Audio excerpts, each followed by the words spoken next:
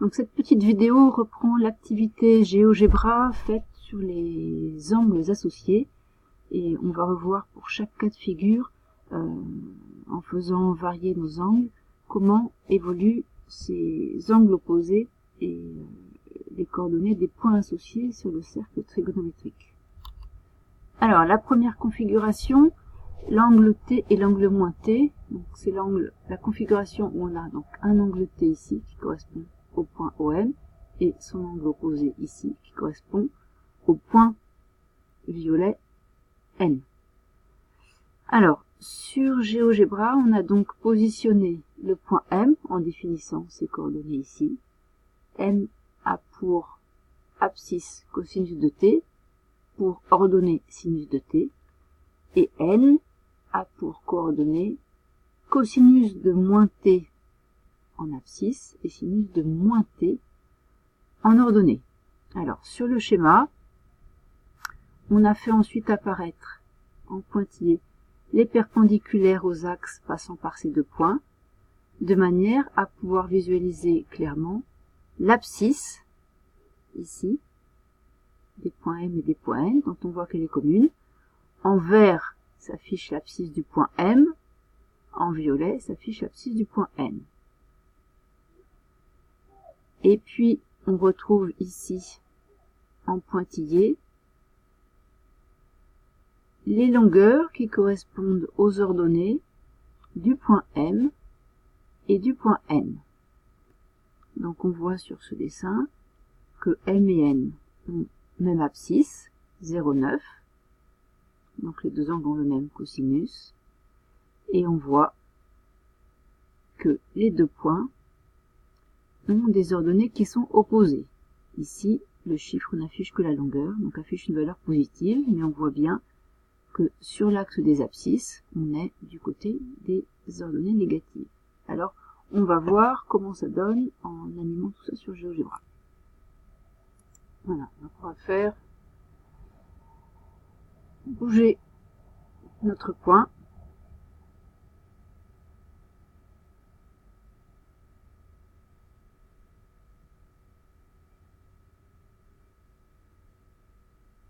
Et on voit bien la symétrie de ces deux points par rapport à l'axe des abscisses.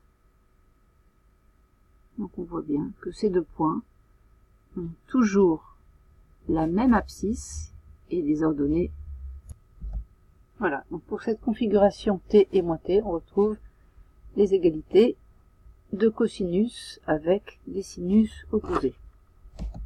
Configuration suivante, l'angle T en vert et l'angle pi-t.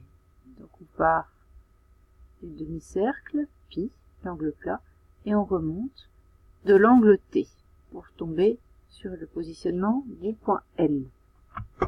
Et on va faire... Allez, c'est parti, on va faire bouger le curseur. On voit que les deux points sont symétriques par rapport, cette fois, à l'axe des abscisses. Donc ces deux points ont des abscisses opposées, mais ont la même ordonnée. Pour cette configuration T et pi-t, on a donc l'égalité entre les ordonnées qui correspondent à sinus de t est égal à sinus de pi-t et les cosinus qui sont opposés, cosinus de t est égal cette fois à moins cosinus de pi-t. Configuration suivante. On part de l'angle T, de la position du point M, et on rajoute pi, c'est-à-dire qu'on fait un demi-tour pour arriver ici à la position du point N. Voyons ce qui se passe. On fait donc bouger notre curseur et on voit que cette fois, les points N et M sont symétriques par rapport au point O. On a donc une symétrie non plus axiale, mais une symétrie centrale. Et on voit que les coordonnées sont opposé.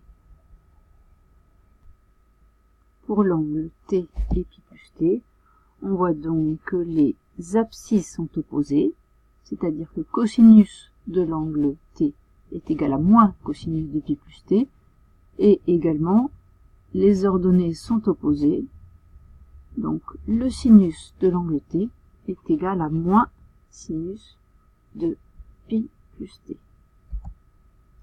Configuration suivante.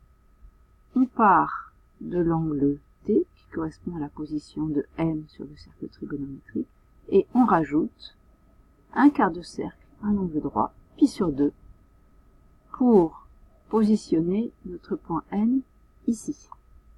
Voyons si on fait bouger notre curseur, ce que ça donne. Voilà donc la configuration initiale, la version animée.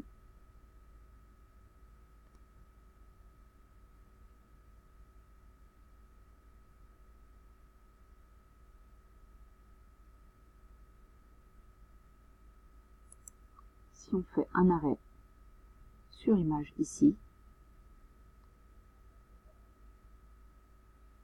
on voit que les valeurs entre les abscisses et les ordonnées ont été croisées. Et on a également à prendre en compte un changement de signe.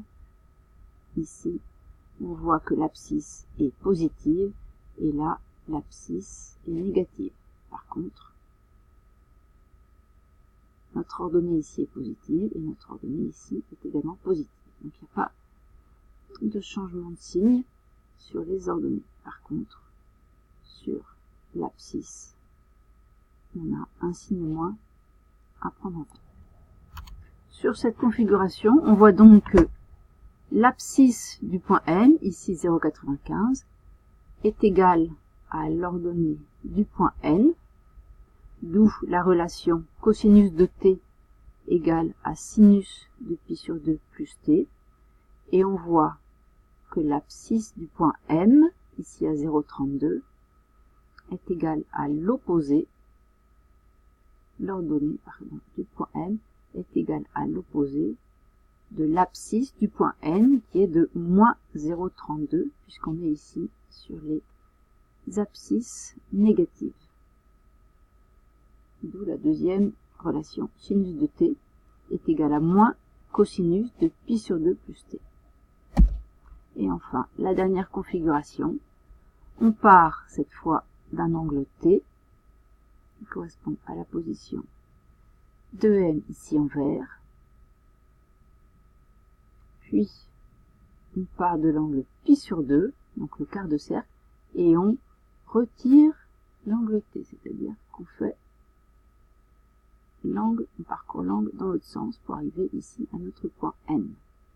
Donc là on voit que l'abscisse et l'ordonnée de ces deux points sont de même signe, positive pour ces quatre ordonnées, et on va voir ce qui se passe quand on a. Voilà, donc la configuration de départ et la version animée.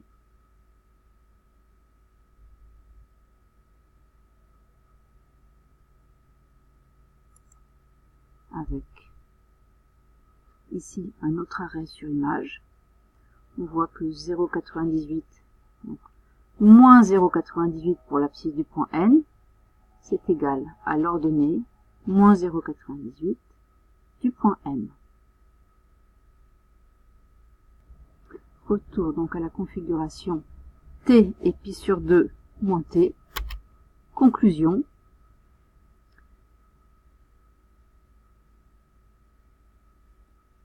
On voit que le cosinus,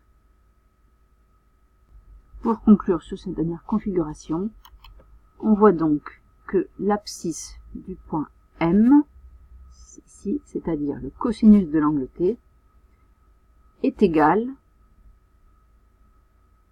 au sinus de l'angle pi sur 2 moins t, c'est-à-dire est égal à l'ordonnée du point N, 0,95, et inversement, l'ordonnée du point M, c'est-à-dire le sinus de l'angle T, est égal, ici à 0,32, à l'abscisse du point N.